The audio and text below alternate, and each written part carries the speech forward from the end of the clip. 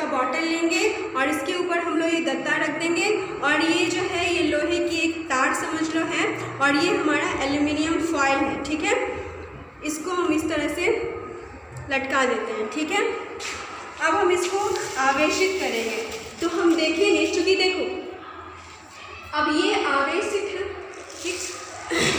अब ये जब इसको हम इस पर रखेंगे तो इसमें से जो आवेश था जिसकी वजह से कागज़ का टुकड़ा इसमें चिपक जा रहा था, वो आवेश इस लोहे के तार से होते हुए एल्युमिनियम फॉयल तक पहुंच जाएगा और एल्युमिनियम फॉयल है वो एक दूसरे को प्रतिकर्षित करेगा। थोड़ा सा जो चिपका हुआ है, देखो यहाँ पर ये दोनों आपस में थोड़ा सटा हुआ है।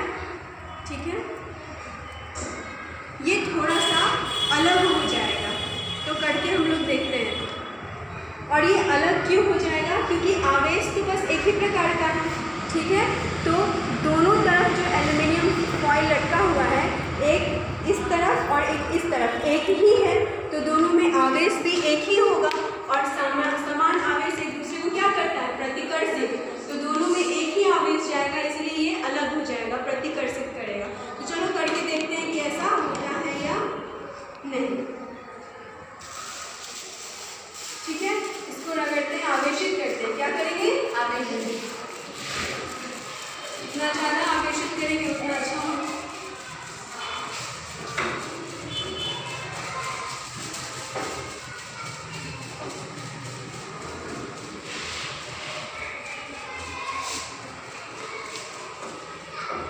ठीक है, आवेशित कर दिए। अब ध्यान से देखो,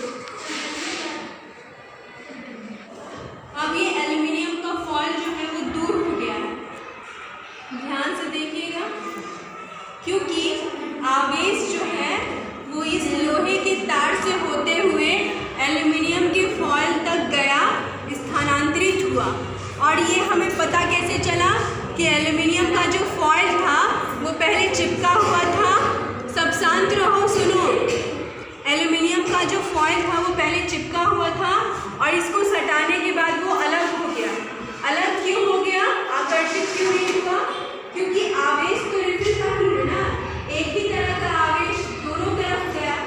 एल्युमिनियम फॉयल में दोनों तरफ एक ही आवेश गया, यानी समान आवेश, और समान आवेश एक दूसरे को क्या करता है?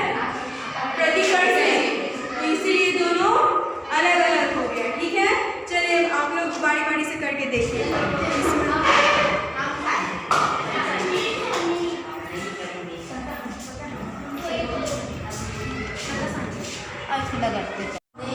क्लोथिंग से आवेशित किया और हमने इस पे ये एक्सपेरिमेंट कर रही हूँ। ये एल्युमिनियम फॉयल है, ये प्रतिकर्षित करेगा। ये रिफिल का आवेश की सेम है, दोनों में जाएगा तो ये प्रतिकर्षित करेगा।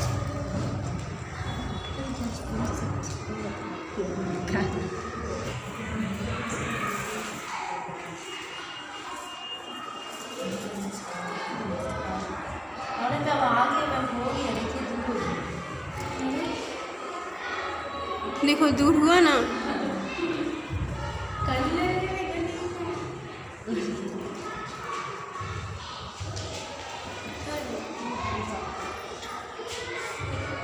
क्या हुआ? प्रतिकर्षित हुआ। क्या हुआ? आवेश का रिफिल से लोहे के तार से होते हुए एल्युमिनियम के फॉयल तक क्या हुआ? आवेश का ट्रांसफ़र हुआ।